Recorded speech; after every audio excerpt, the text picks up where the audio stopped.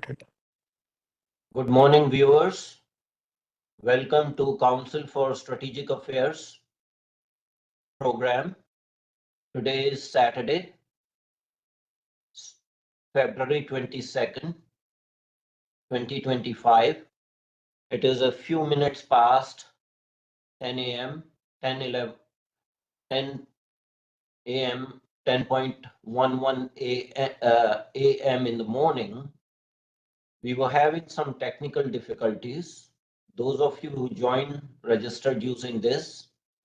We were supposed to have a distinguished lecture on India-France strategic partnership, and our distinguished speaker was Mr. François Gauthier. However, Mr. Gauthier is not able to join us because of technical difficulties.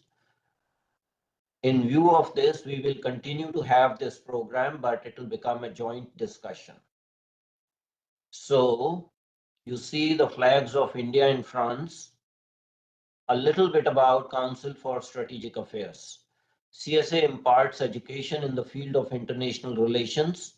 CSA fosters discussion, dialogue, and debate on geopolitical issues. CSA encourages strategic studies in general to raise the level of awareness. CSA encourages publication of articles on geopolitics. We condemn terrorism in all its forms worldwide. CSA aims to contribute towards world peace and prosperity. We are registered as a 501c3 organization with the IRS in the US. Those who are based in US kindly support and donate to the CSA. We have a monthly roundtable discussion, usually on second Saturday of each month at 10 a.m. Eastern Day Time.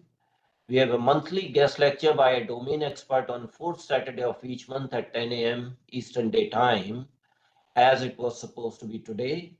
We usually have a one-on-one interview, strategically speaking, with Dr. Adityanjee. We organize symposia, meetings, and conferences. We promote publication of articles on geopolitics and related subjects. There is a fellowship training program in strategic studies. I will skip the introduction of the speaker as he is not able to join. We come back to the issue of India-France strategic partnership. So you see flags of the two countries. And of course, this is the political map of India, while this next one is political map of France. The relationship between France and India is an excellent one, and that was supposed to be the topic of today. As everyone else knows, India and France have had cordial relationship without many roadblocks. France has been generally supportive of India in her independent foreign policy initiatives. Important to remember that France did not sanction India after the 1998 Pokhran II nuclear tests. Recent visit by Prime Minister Modi to France on February 11th and 12th for co-chairing AI conference was very fruitful. A number of bilateral agreements were signed during that visit. It's important to realize that in the emerging multipolar world, both India and France are middle-level powers, and both can complement each other's roles in geopolitical arena. So before starting the discussion, few housekeeping rules. I would request everyone to keep muted unless they are speaking. Please keep your cell phone setting to vibration mode. Only those people who identify themselves will be allowed to ask questions or participate in discussion. We are recording this program. It's being live streamed on YouTube channel and will be available on our website. So without further ado,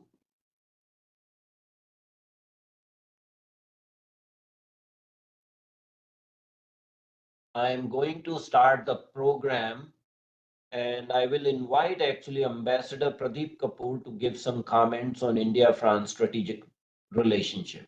Ambassador Kapur, please. Sir, you can unmute yourself and... Yeah, sure. Just give me 1 minute. I'm going to start the video also. Okay. So thank you very much, Dr. Adityanjee. It's Very good that you're discussing this, topic today, because it's an important discussion which we need to have, because the Prime Minister has just visited a short while back.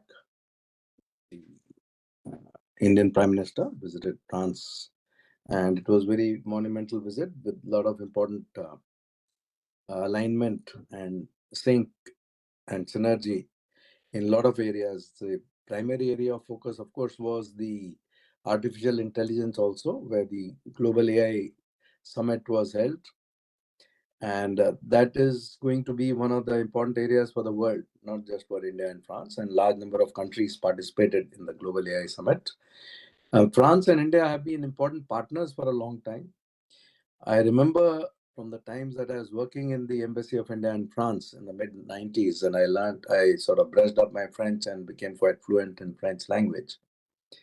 The importance which France attaches to India is very significant on a lot of fronts.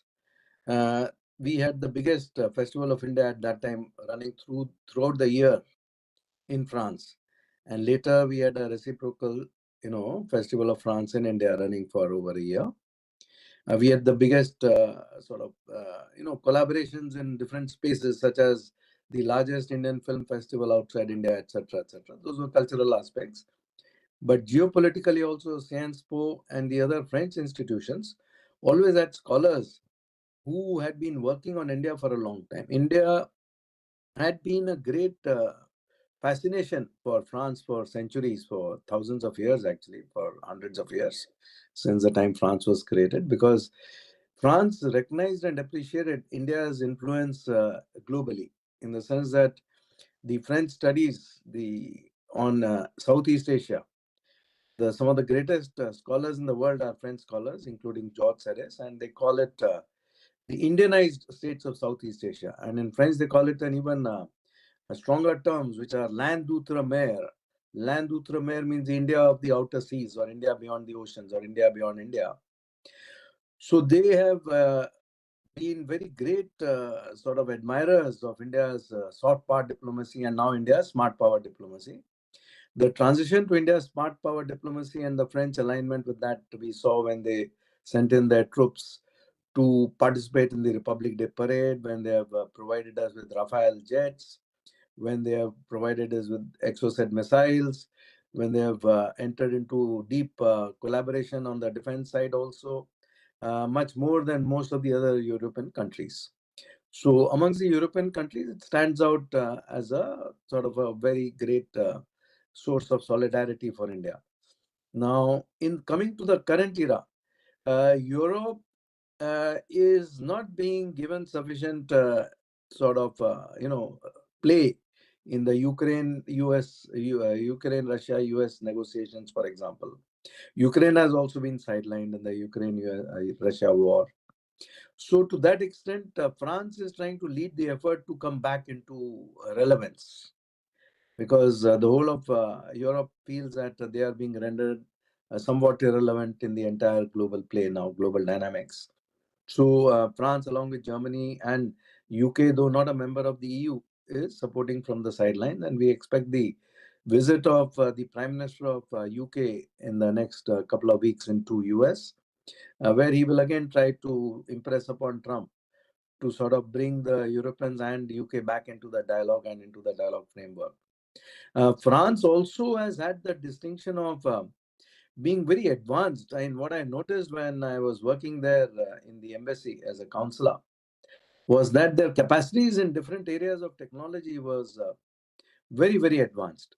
Because after World War II, Charles de Gaulle, the then president, had sort of given a dictum to the French population that we will not get into the baggage of history. We will not get into persecuting or prosecuting people who have sided with the Nazi forces in France to rule France. But we will move ahead. We will move ahead as a country, as a unified country. We will not divide our country. And in his famous autobiography, he wrote, one of the first few words he wrote in the initial pages itself was that France only exists when it is at its best. And that sort of became a rallying cry for the French people all through the country, in the sense that after that, if you see, France started excelling in so many different areas. They created the Minitel, for example, which was much in advance of the internet. Today also you can log into the Minitel and realize that it was about 12 to 15 years before the internet came to the world. French had its own little internet in French language. So the world didn't know about it and the world didn't access it because it was totally focused on France in terms of the bookings on airlines, railways, and booking of hotels, booking of G, that so many other things it would tell you, just like the internet tells you today. So that was one Taking thing. you back to India-France strategic relationship, Yes. I want you to comment upon France's stand when United States actually reneged on the Tarapur atomic power plant supply of nuclear fuel. France was a country which sold nuclear fuel to India from 1982 to 1992. Do you want to tell our viewers about that? Well, France has always come to India's aid in times of difficulty. When the whole world had ostracized India, also after the nuclear blast, they were one of the first countries who sort of nudged the world again to look at India positively. Even initial stages, the French expertise in this area of nuclear development has been very, very advanced and very, very recognized all over the world. They have some of the most advanced corporations working in this field. So when the nuclear Tarapur agreement, as you're saying, we had the sanctions imposed, we were not able to access technology or raw material or sort of knowledge anywhere. French again came to India's succor, India's rescue, and they have been doing that sometimes very quietly, sometimes not so quietly. So that has been their hallmark. So technologically and scientifically, they do have a lot of interest in collaborating with India since a long time. And that has continued over the decades. And it's only getting strengthened now. We saw even in terms of the climate change negotiations, for example, when they were talking about the COP, whatever number it was, 26 or something, 24, India launched the International Solar Alliance. It was again in collaboration with France in Paris, where France and India and France led that effort for setting up the India Solar Alliance. Even in the Indian, the led initiative for the Biofuel Alliance, France was an important supporter. So in every way now in the AI space, which is going to be the space of the future, in terms of India-France strategic relations, in terms of large language models, in terms of all the developments taking place all over the world, I think the joining together of India, France, along with a large number of countries is going to be a significant force on the world stage, because so far the AI space was getting more and more dominated by China, and America was trying to also come up to speed with that, pace or the requirements for the future. Now, with this launch of this AI initiative, I think it's going to be an important source for the future, just like in the past on nuclear area, on so many other aspects. France So and coming India work back to the together. nuclear area, after the civil nuclear deal was signed with United States, France and India agreed to work jointly on Jaitapur atomic power plant in Maharashtra. Do you have any information whether that project is going to get completed? I know there were some issues about the civil nuclear liability. Where do we stand on that? So I have not been focusing on granular detail in those aspects of the follow through of the civil nuclear deal, but in the broad picture and the broad strokes, what has been happening is that none of those discussions have moved forward significantly into fruition because of various reasons, including what you mentioned about the civil nuclear liabilities, etc. So we have to see whether Indian side also there has been a little bit of reticence, in the sense there's hesitation, like Prime Minister Modi famously mentioned in the US Congress, hesitations of history. So we have not gone past the hesitations of history and the hesitations of nuclear power to really forge ahead in a significant manner as yet, because even in our own minds, we are not clear about so many different aspects of the nuclear program. So once I guess we clarify our own position, then it'll be easier for India to step up in a very strong manner, firm manner, and restart the discussions so that we move ahead and achieve some significant progress. I think there is some talk about, amending the, you know, nuclear civil liability law, both with respect to France as well as with collaboration with the United States.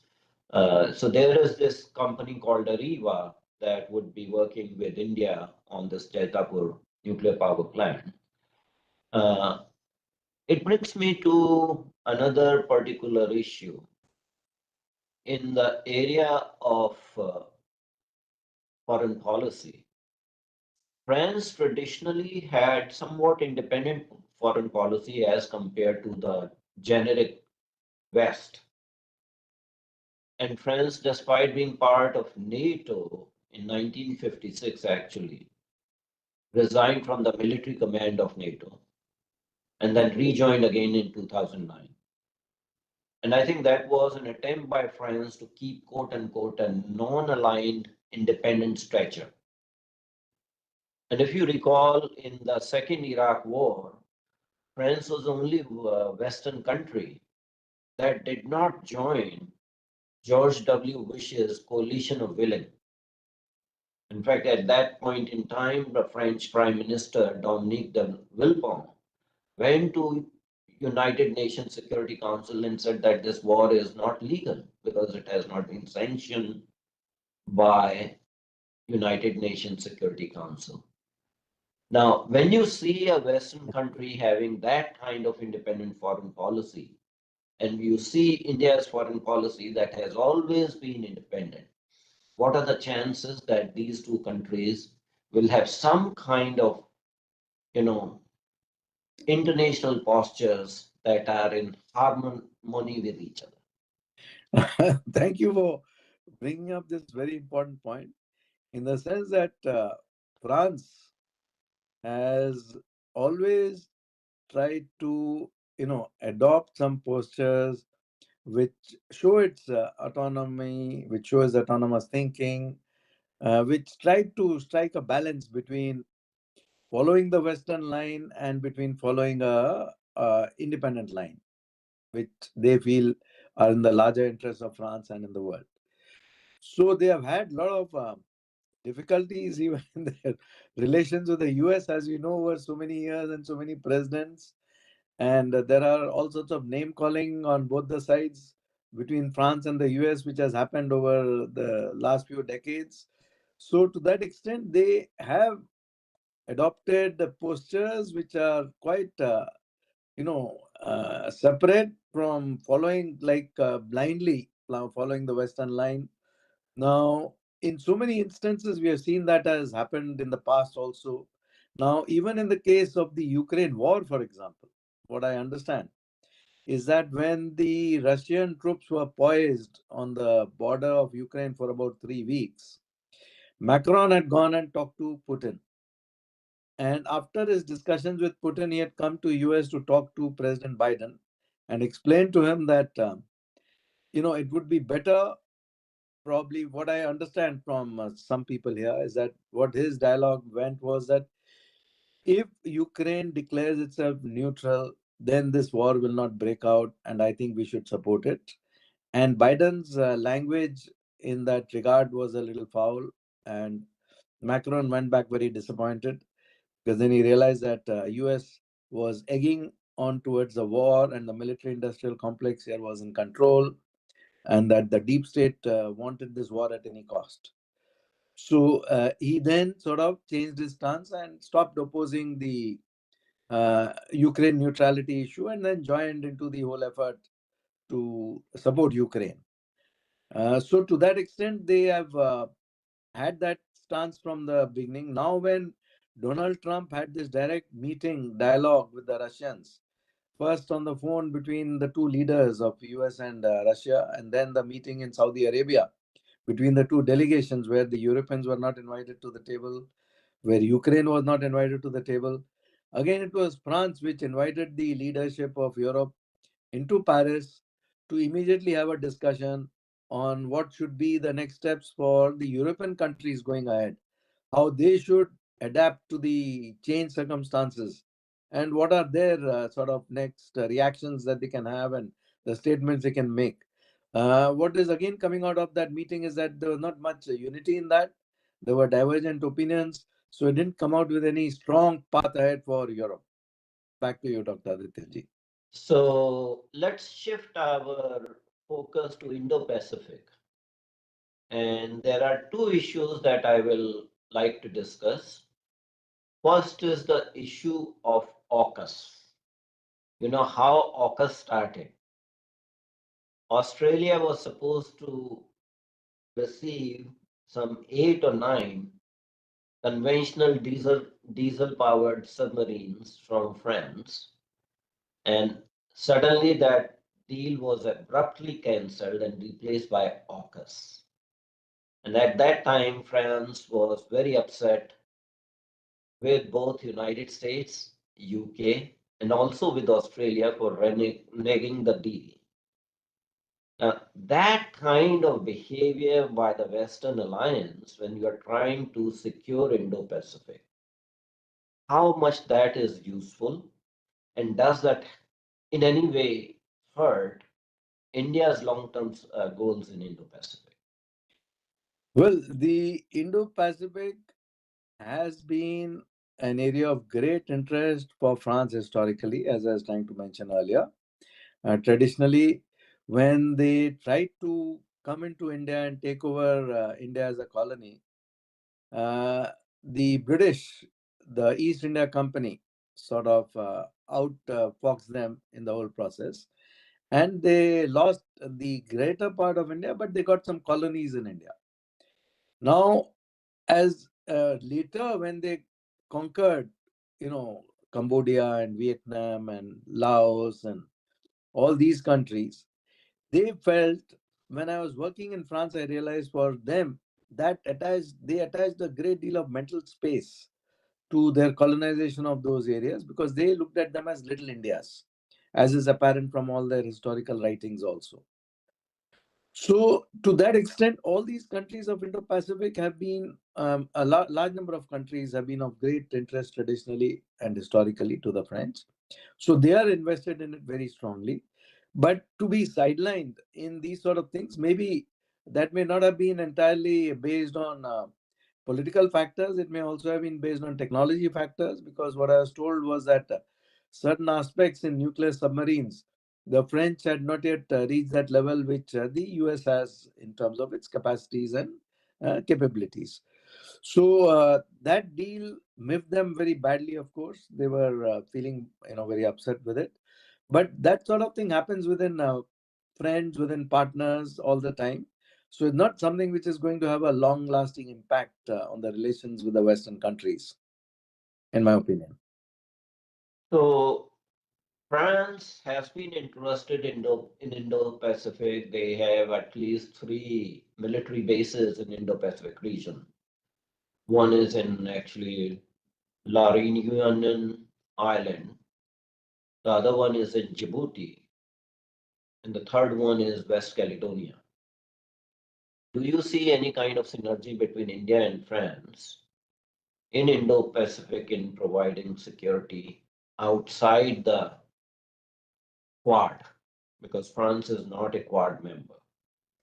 Well, I think India currently, in its policy framework, in its decision framework, in its geopolitical thinking, has not crossed that barrier yet of getting into very strong alliances or partnerships.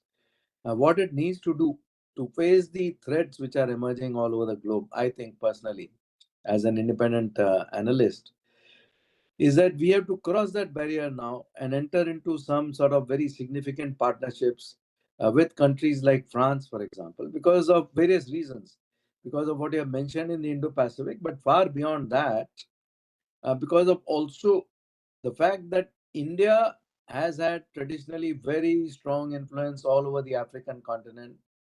Uh, in some big way, this is also due to the British colonization of India and colonization of Africa, because large number of Indians were moved to Africa to help the British administrators, who are very small in number, to have a critical mass of people below them so that they wouldn't be threatened with genocide from the Africans, to have Indians as a critical mass and a buffer in between the two. So what that led to was phenomenal Indian influence, which I've seen during my work in Africa over the years, including my posting for about 4 years in Tanzania and Dar es Salaam, when I traveled all over the continent. And the Indian influence is very, very strong. It's very prominent. It's very respected in most parts of Africa. In some parts of Africa, it is not respected, as we saw for a certain amount of time in Uganda, etc. But along with that, the French have had tremendous influence in Africa. As we know, the Western Horn, for example, is French speaking, and those were French colonies. So that is another area of influence where India and France working together is going to impact very significantly besides the Indo-Pacific. Another area which I can discuss very quickly here is the IMEC corridor, India, Middle East, Europe corridor. Now, in for this corridor to become an effective platform, if France and India engage in some very strong sort of partnership to activate this corridor, then together jointly with support from other countries like US, it can be brought into play as an important platform for the world very, very quickly. That is my reading. Now, as we see, there are a lot of negative reports coming out all the time about BRI, the Belt and Road Initiative, which was earlier OBOR, One Belt, One Road. And that is, in my opinion, going to prove to be a very big financial disaster because of the predatory sort of policies which are adopted by China in fostering their projects all over the world. And more countries are very, very hesitant to even sign on to their BRI projects now, including their close allies. So this will prove to be a game changer, IMEC corridor, because this entire region requires a lot of development. And on one end, you'll have India, on the other end, you'll have Europe and the Western powers along with the USA. So in between is a large part of the world which will benefit from this partnership. So once this is, uh, once it's supplied with a lot of technology and financial resources and planning and programming and execution, just like we have our high-tech programs from India all over the world, which are the Indian Technical and Economic Cooperation. So we have that sort of strength which very few countries have in the world, which we have been exercised, unlike USAID, which used to do a lot of positive work also and a lot of work which was not positive at all to the countries where it was vested in. The Indian high-tech program, I can say from my own experience, is a very, very solid program, very good program, very beneficial program to the countries where, large number of countries where we have worked. So coming back to India-France strategic partnership, in the recent visit, there were bilateral agreements signed worth almost 36,000 crores for France providing the naval version of the Rafale for India's, you know, aircraft carriers. The question I have is that France is probably the second or third most important defense partner as far as co-production and providing advanced manufacturing equipments are concerned. Do you see that trajectory continuing in France, possibly replacing Russia as the largest provider of modern armament? Well, that will take a lot of effort from both the countries. Also, partly because of the language barrier, in the sense that while the French people are learning English more and more, and I see them becoming more and more comfortable from the times that I was there, when a large number of signposts would only be in French language, then they adopted a policy of bilingual signposts, and they started putting out signposts in French and in English. And English became the second largest foreign language being studied in France. So they sort of tried to foster an understanding of English, but the primary comfort when I talk to the Frenchmen, if I talk to them in the French language, the dialogue can continue for a very long time. When I talk to them in the English language, they are still translating in their minds from French to English. So they sort of, it is not so easy for them to engage in an extended dialogue over an extended period of time. Because as all of us know, we also get mentally fatigued when we are doing the translation all the time in our minds. So the fatigue factor sets in much faster. So the dialogue is not so comfortable. So for India, this is one of the aspects which India and France will have to work on together. It's not that it has prevented other strategic partnerships from deepening, but this will facilitate the further deepening of the strategic aspects. Scientific, commonalities are plenty. IITs, for example, the other defense establishments in India, they need to sort of enter into bilateral partnership with their counterparts in a very significant and substantial manner, so that then you will suddenly see that the entire content deepening and spreading over the strategic area, also geostrategic area, also geopolitical area also, while at the leadership level there has been a lot of synergies on the two sides. Every visit of the French president to India or the Indian prime minister to France produces very good outcomes. But for it to filter down and take roots at the ground level, I think for that, if the bilateral organizations and institutes in the two countries start having very in-depth relation with each other, it will help a lot. So, as you already know, that France, the company Safran is providing engines for advanced helicopters, ALH project, the Dhruva helicopters. And in view of the fact that there is being delay in transfer of technology from United States on GE 404 engines as well as GE 414 engines, France is also collaborating with India on technology transfer for the Kaveri engine. That is long-standing project has still not been shut down. Hopefully, this collaboration may lead to an Indian version of fifth generation aircraft, or we are still talking in abstract terms there. Well, from whatever analysis I've been reading in different reports, all these last few months and weeks, particularly, the Indian fifth generation aircraft should be something which we should aspire for and try to make a reality. But according to current timelines, it is at least 20 years or 30 years away. So if we don't, sort of pull up our socks and sit down and completely focus on it in a big way, to invest in it very, very profoundly in every which way we can. Uh, and for India has done that before. I've seen from inside how India has performed miraculously on so many different fronts. So it's not an impossibility. And to have a determined administration under the guidance of the current prime minister, for example, to take that path is not an impossibility. But for India to get down to discussions with France also, and also try to intensify the dialogue with US separately, will be definitely worth it. Well, with Prime Minister's recent visit, offer was made to sell F-35s to India, and there has been somewhat very not very friendly reaction from Indian intelligentsia, keeping in view the track record of United States.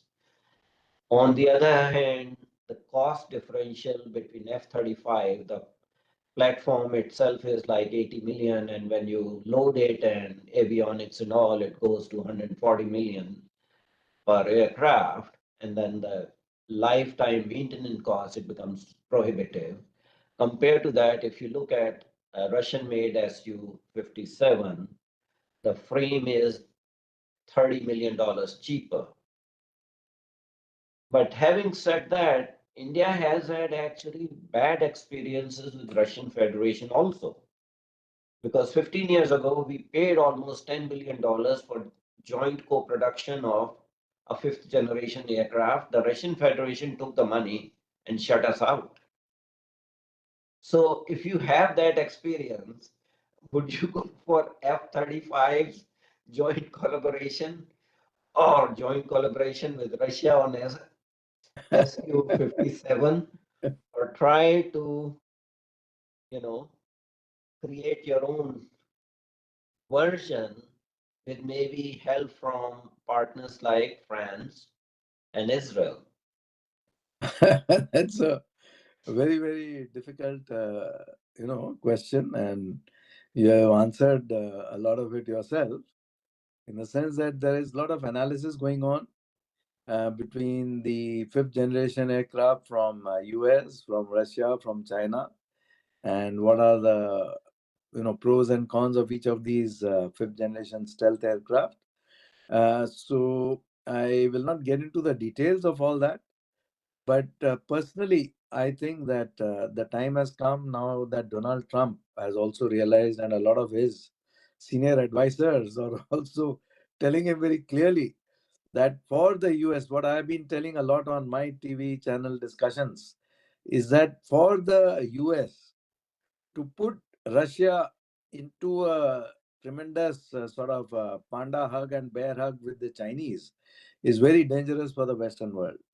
And he is now trying to slowly unclasp that hug and bring Russia back onto a neutral platform or onto a positive framework. So that will shake up China significantly. Now, if into this mix you put in India, where India emerges from its hesitation into entering into very strong, I wrote out, when I wrote out the paper on the Quad for the first time, I had thought that it would be a quadrilateral security dialogue with focus on security. Then it got distracted and derailed for a long time when the Japanese Prime Minister proposed it to the other countries, because I had been in discussion with the Japanese ambassador in Cambodia, with the American ambassador, and with the Australian ambassador, and also with the British ambassador, by the way, who sort of did take it up actively, but the other four countries did. So that's how the Quad came into existence. But then they went into hibernation for a very long time, which was very disappointing. And slowly they're emerging from the shadows now into becoming a potent force. But they will not become a potent force till they declare themselves as as a partnership, which is also going to be taking on headway the strategic challenges. Currently, it is getting distracted into supply chains and into COVID and to other studies and into other partnerships and other frameworks. But this is another area that it needs to focus upon. But that being said, India has to also see how to come into a very strong strategic partnership with the US, so that if either of the countries feels threatened by China or by, for example, India is in particularly a vulnerable position with Bangladesh becoming radicalized so significantly that terrorists are being released. So let's move it to a different area. We are still talking about India-France strategic partnership. And Mr. Hari Prakash Sinha wants to ask you a question. Mr. Sinha, can you go ahead and ask the question directly, please? Kindly unmute yourself, Mr. Sinha. Yes, sir. Thank you, sir. Thank you, sir, giving me the chance. I am just very curious to know about the IMIC, because after this declaration of this project, we are not seeing any headway. So, what do you think it will be? It will start the project. Looking at the current situation in the Middle East, in the West Asia, and other partners. Well, that is a good question, in the sense that with the current turbulence somewhat settling down in Gaza, in the Israel Palestine front, but a long term solution not in sight as yet. Yeah. That is going to be because it says India, Middle East, Europe.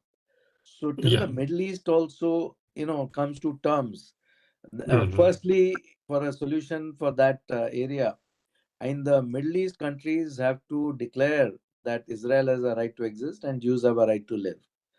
That acceptance has to come universally in the Middle East. And then the solution has also to be found as to the home state for Palestine. Now, once these two solutions are found for these two important issues, then the chances of this IMEC corridor becoming a reality faster arises. At that stage, a lot of funding will be required, which I'm sure will be forthcoming very quickly from a lot of countries which will be interested in this aspect. But for example, once this initial phase of the Gaza issue is resolved currently, even if not permanently but temporarily, and Saudi Arabia gets into a dialogue again with Israel, so at that stage it will again get some impetus, the talks on IMEC. But till that time, I don't think there is any harm to leave it on the back burner, to keep it as one of the potential projects for the future, which has a lot of capacities to help a lot of people of the world, and then to activate it the moment the situation is right. Right. So, now looking at the size of the project, how much do you think it will take to complete? 1 decade, 2 decades? No, no, it's not a project which is going to be time bound in completion. It is India Middle East Economic Corridor project, which Yeah. will continue as more and more projects keep on coming up, as more and more funding keeps on coming up. Right. It will continue for a very long time. And some of these projects, like the project we did in Cambodia, in France, with the support of France also and other countries, was something for renovation of the monuments, which are again expected to continue for a long time, because Cambodia also benefits a lot in terms of all the investments which are made in terms of all the renovations, restorations, tourism, etc., economic impact, global standing, etc. So this will be another such project which will continue for decades. Thank you, Thank you. Mr. Sinha, for asking the question. Uh, I'm very thankful to Ambassador Kapoor for stepping in the discussion as we had cancellation from our distinguished speaker. Coming back to the theme of today's uh, event, it was India-France strategic partnership, and it appears that in emerging in nascent multipolarity, as we are moving from unipolar to incipiently bipolar to multipolar world, both India and France, as nations with strategic autonomy, strategically independent foreign policy, on face value of each issues will contribute to world peace as independent players and are not part of any quote unquote alliance or grouping. And the bilateral relationship between the two countries is very good. Technical and defense collaboration is increasing day by day, and France has emerged as an important partner of India in terms of, you know, transferring technology for advanced armament and equipment. Hopefully, in the sphere of Indo-Pacific, India and France will continue to have independent collaboration outside Quad because France is not a Quad member. From India's perspective, India is definitely a net security provider in Indo-Pacific, and any partners are welcome, whether they want to work bilaterally or in plurilaterals. So in that sense, France is a very important partner because it already has 3 naval bases in Indo-Pacific region. My heartfelt thanks to Ambassador Pradeep Kapur for stepping up to the table at the last moment. Really appreciate it. For our viewers, it's important to note that Ambassador Pradeep Kapur is a member of our international advisory board and has been very helpful, very appreciative of the work we do. So thank you very much indeed, Ambassador Pradeep Kapoor. Thank you to Team CSA who helped me, arranging these kind of events. And we are sorry that we were not able to start today in time, and we had some technological glitches because of which our distinguished speaker was not able to join. Thank you very much indeed, Ambassador Pradeep Kapoor. It's been a pleasure to talk to you. But we have to thank you for doing such phenomenal work and carrying on such great work, which helps a lot of us understand a lot of issues far better. This is extremely useful, and we appreciate CSA and the entire team for the great work that they're doing. Thank you so much. Thank you very much indeed, everyone on our audience. Will be going offline now. Thank you. Thank you.